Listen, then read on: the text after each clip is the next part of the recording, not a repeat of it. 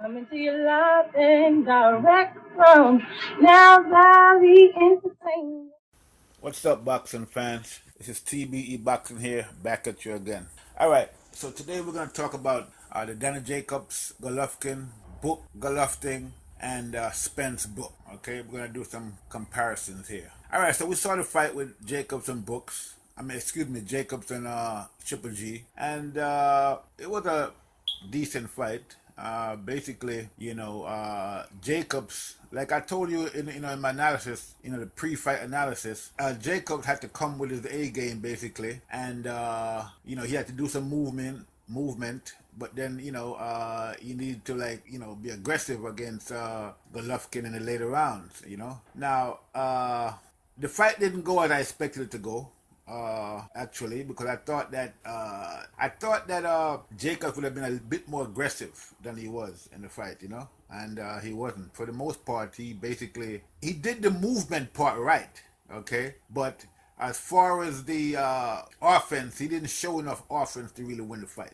That's my opinion. I think that for the most part, he was on the back foot most of the fight. I mean, I like the movement he was doing. He did great movement, but he didn't really. His offense left a lot to be desired. Okay, he didn't put enough offense in. To really put the pressure on Golovkin. So basically, I guess you could say that Jacobs came with his B game, not his A game. Okay, I mean, half of his strategy was the movement was good, but the offense was not good, was not great at all. So he lost the fight. Okay.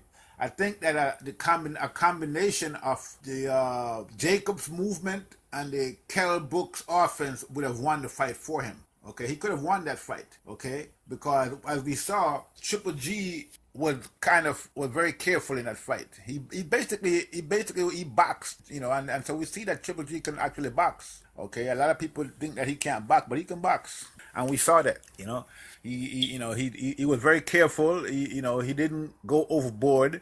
He basically just, but the thing about it, he kept pressuring Jacobs for most of the fight, but Jacobs did good movement. He didn't run, he just moved. He did good movement. And so it was difficult for Triple G to really pin him down. Okay, he did knock him down once, and, but yet he couldn't really put him away. And that, I give, I think the credit to Jacobs in that his movement was very good. He had very good movement. But I already knew that ahead of the fight, and I made mention of that in my pre-fight analysis, that his movement, he's like a dancer in the ring. He's very good at his movement, very good movement. Okay, but you have to put that together with offense. You see, you can't just keep moving and not have any offense, and he was too tentative on his offense, So he did good movement, but he didn't do good offense, and that was the problem with that fight.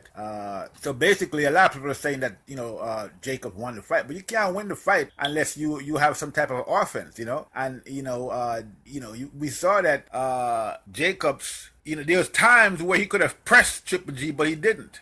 I guess he had too much respect for his power, and which you should respect the power of Triple G, but you need some offense in there, and I didn't think he did enough to actually take the, he didn't take the belt from he didn't go in there to take it from the champion. He basically boxed, did a lot of moving, but his offense left a lot to be desired. He wasn't like Kell Brook, for example, who stood in the middle of the ring with Triple G and basically pressed Triple G and hurt him. He never really hurt, Jacobs never really hurt Triple G at all in this fight. Brooks actually hurt Triple G. If you watch that fight closely in slow motion, you'll see where Brooks actually hurt Triple G, okay? Backed him up at some points in the fight, and Daniel Jacobs didn't really do that, So we can say that if we had a combination of the Brooks offense and the Daniel Jacobs defense, that would beat Triple G, okay? And we saw that in this fight, So at the end of the day, Triple G showed that he's versatile to a certain degree. He adjusts to the opponent, and I'm kind of surprised also that Triple G didn't really press the offense more against Jacobs. Maybe it was Jacobs' good movement, which I'm pretty sure had something to do with it. Because he was just moving very well in the fight. But also it's probably because maybe Triple G had some respect for Daniel Jacobs' power. Okay, and that's why he didn't really press the fight as much as he could have. Maybe, you know, he saw Jacobs fight the previous fight. Maybe he, even though I didn't really see where maybe Jacobs touched him somewhere in the fight, and he said, "Oh well, let me just be careful." But I don't know. It seemed like he was like that from the very first round. He was very careful from the very first round and never actually pressed Jacobs. Well, he kept going forward. I mean, he was the aggressor the whole fight. Basically, Triple G was the aggressor the whole fight. And so at the there were points where maybe Jacobs touched Triple G, but nothing that could that would keep him at bay. He basically pressed the whole fight.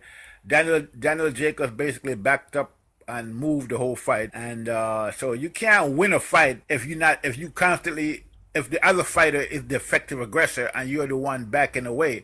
I mean, you can win a fight backing up, okay, by doing counterpunching and effective counterpunching. But I didn't see that with Jacobs. I mean, he was good at the movement, but the effective counterpunching and offensive aggression, I didn't see that. So basically, overall, Triple G was the effective aggressor in that fight, and that's why he won the fight. When all else if all else was equal, he was the aggressor, and Jacob didn't mount an effective offense to be able to say, well, yeah, he took the fight, and in this case, that's what he had to do. You had to go in and take the fight, but he didn't do that. He was too timid in his offense in a lot of areas, and therefore you'd have to give it to the fighter that was the most effective aggressor, which was Triple G throughout the whole fight, every round basically. So at the end of the day, that was a win for Triple G. Now, I want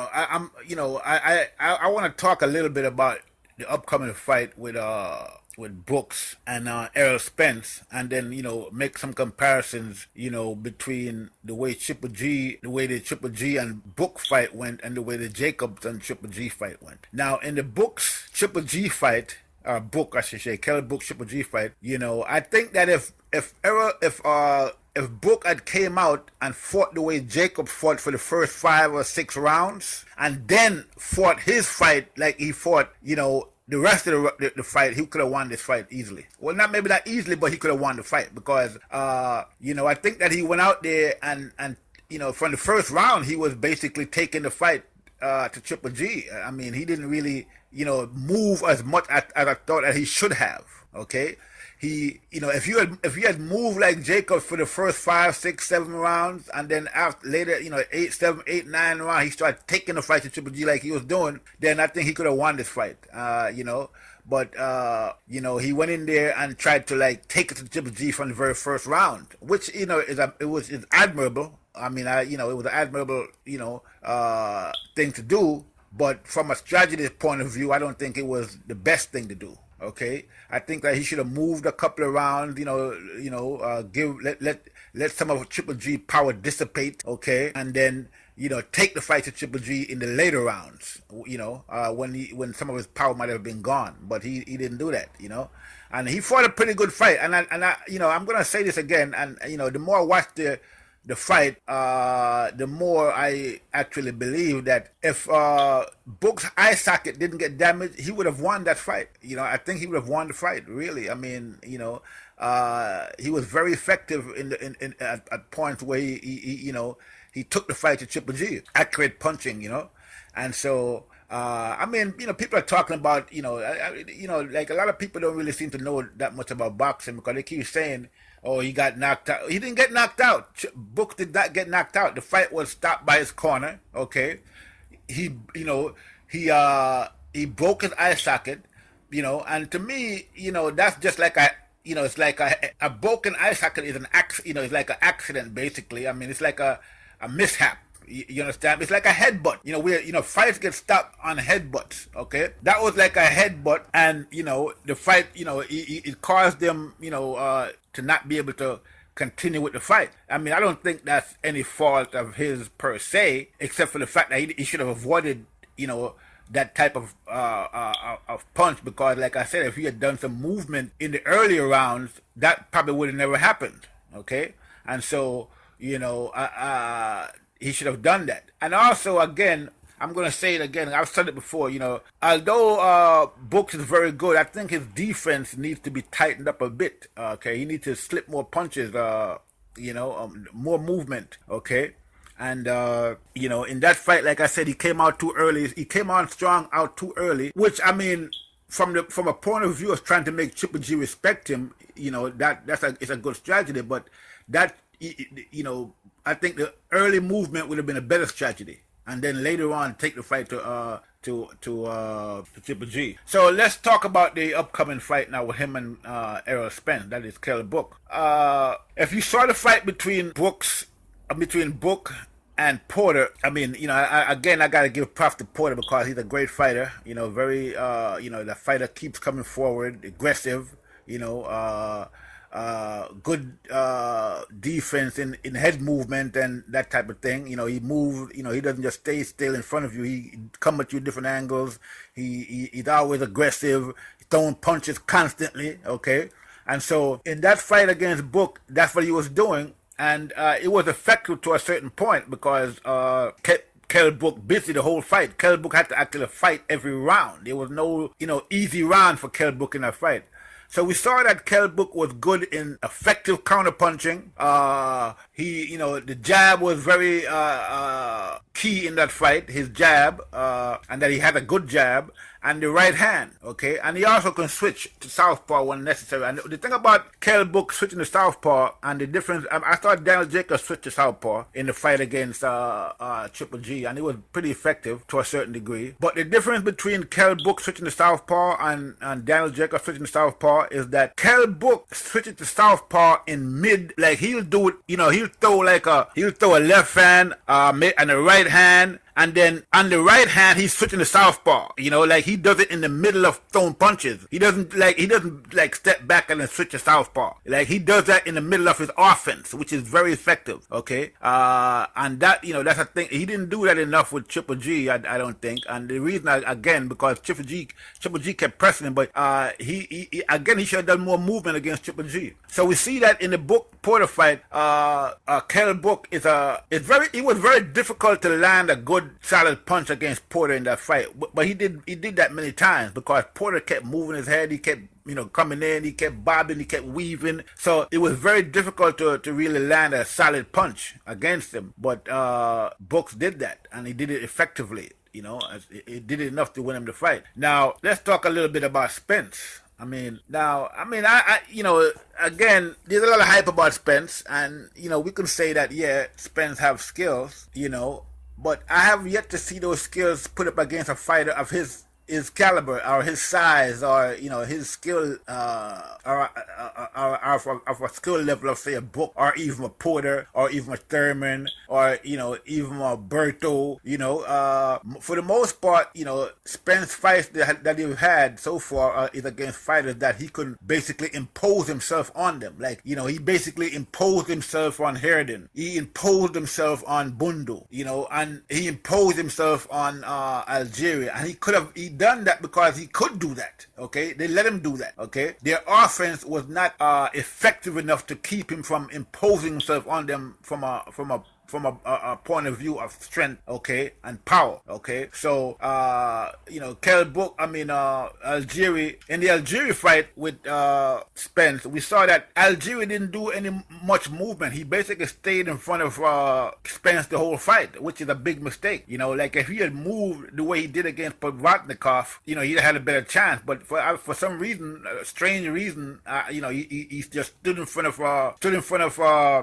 Spence and let Spence just bring the fight to him the whole time. I mean, he didn't throw, the thing that you do against southpaws, I didn't see him do that against Spence, like, a lot of lead right hands and, lateral movement. Okay, move away from a southpaw's left hand. You don't move towards it, which is what him and Bundu did. Okay, him and Bundu did basically the same type of strategy. They stayed in front of Spence, stayed where he can reach him with the left hand instead of doing, lateral movement side to side, move to the, you're supposed to move, and against a left-handed fighter, you're supposed to be moving to your left. okay? And not continuously. You're gonna do a little side to side because you want to confuse him. But for the most part, you're supposed to move to your left and using your jab, which neither Bundu or Algieri did in their fight against Spence. So basically, Spence could just basically walk in and just fire punches because there was nothing to keep him at bay. Okay, there was no jab. Bundu didn't show.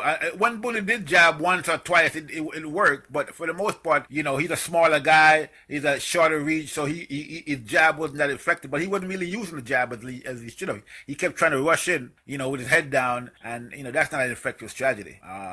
Especially if you're not giving the other fighter any kind of angles. You're just coming in straight, which is what he did, and it's the same thing with Algieri. So again, I want to go back to the fight between Spence and Lartey, and in that fight, that fight went the distance. It was an 8-rounder, and we saw what happened when Spence got hurt in that fight. It was in the 7th round, late in the 7th round. He got hurt with a punch, and right before the bell. I think maybe if it was like in the middle of the round, they probably could have saw something different than what happened in that, actually happened in that fight. The bell kind of saved him in that sense. He got hit, and he grabbed or hold on to Lartey, and then the next round he came out and he was backing up. The whole fight previous to that, he was coming forward, but after the punch in the 7th round, if you watch the fight, you will see that he started backing up after that. Okay, now I'm not sure if it's because of the he was still recovering from the punch, or if in his corner told him to take it easy and don't just go out there and try and get caught like that again. So maybe that maybe he was taking his corner's advice,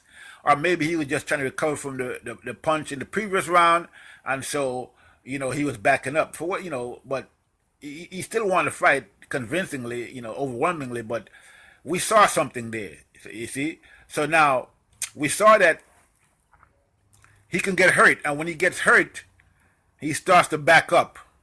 Maybe I'm taking the wrong cue from that. Like I say, it could have been his corner telling him to do that, but I'm not so sure about that. But we did see that when he can be hurt, okay, and he can be hit if you have an offense. So Lartey doesn't have the best offense, and he's not really a power puncher of any caliber, but that one shot, did hurt Spence, and I'm just wondering what's gonna happen when it's not just one shot that hurts you, but 2, 3, 4, 5, 6 shots, because I don't think that Spence will be able to impose himself against Brook the way he did against all the other fighters they fought so far, because again, Brook is, has a good jab, which I think will keep Spence at bay, and he has a good right hand. He has snap in his punches. I think that I just want to see what happens when Spence is getting hit, not by just one shot, but several good shots. And can he? How is his chin? We don't know what his chin is like yet, because nobody. So I would like to see what Spence will do when he gets hit, and get hit consistently with good shots. Okay, we have not seen that yet. And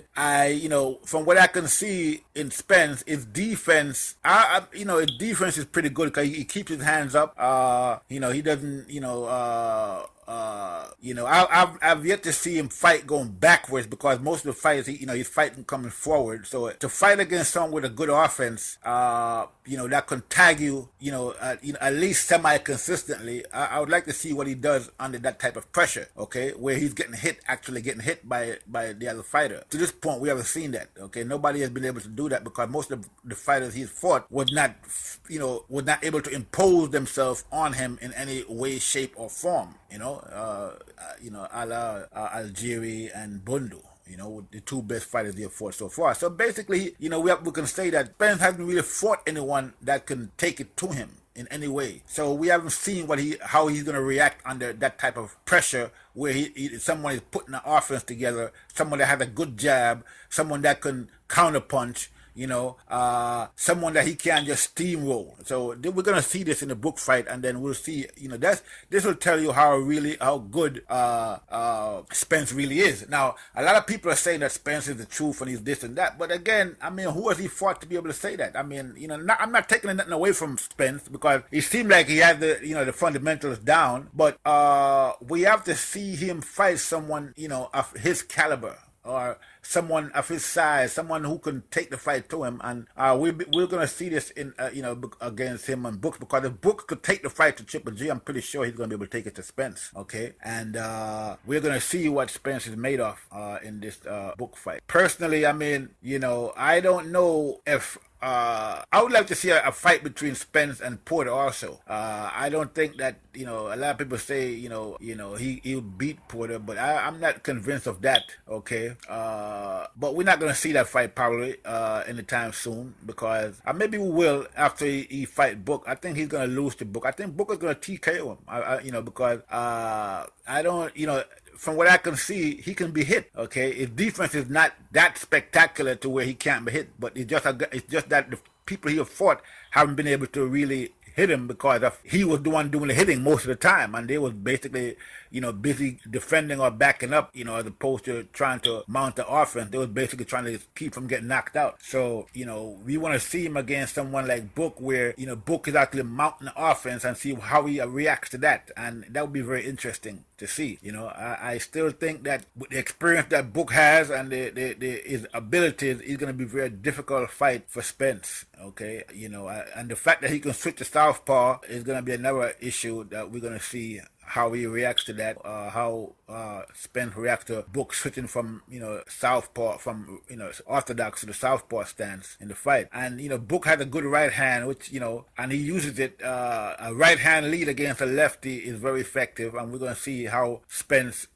reacts to this in the fight as well. So all in all, it's going to be an interesting fight, and we're going to see, what Spence is really made of. We're going to see what Book is really made of as well. Okay, I mean, we know he's a tough kid because he fought Triple G and fought him for an effective fight. He fought Porter, another aggressive fighter, and he fought an effective fight against Porter as well. So him and Spence is going to be, now, I mean, Spence comes in at against fighters that really, like I said, Algerian Bundu, that really doesn't really mount a good, I was unable to mount an offense against him. So I want to see what he's going to do against a fighter that can actually hit him, okay? That when he misses, will make him pay, okay? So all these things are going to come into play, and we're going to see what Spence is really made of in this fight. Personally, I think that the offense of Book is going to be too much for him again, and I think that it's going to be a TKO. I don't think it's going to go the distance. I think that Book is going to TKO Spence. He's going to stop him, somewhere around the 8th, 9th round, maybe 10th, I don't know. Somewhere out there in the, toward the end of the fight, he's going to get stopped. I don't think he has what it takes, from what I can see so far. But I could be wrong, because maybe he just hadn't had the level of opponents to really bring out the best in him yet. So maybe Book will bring out the best in him, and we'll see him. Most of the fight he's been in, like I said, has been one-sided affair, where he's basically imposed himself on the other fighters. That's how he has won most of the fights he has fought so far. Against basically C, level opponents, except for Bundu and Algeria, which we can probably say they were the B-level guys at this point in their career. Not A-list like say a Book or a Porter or a Garcia or a one-time Thurman. So all in all, it's going to be an interesting fight. Again, my money is on Book, TKO. I think we're going to leave it there for now. And, I'm looking forward to the fight, just like everybody else is. I guess we're going to see you on the next one. This is TBE signing off.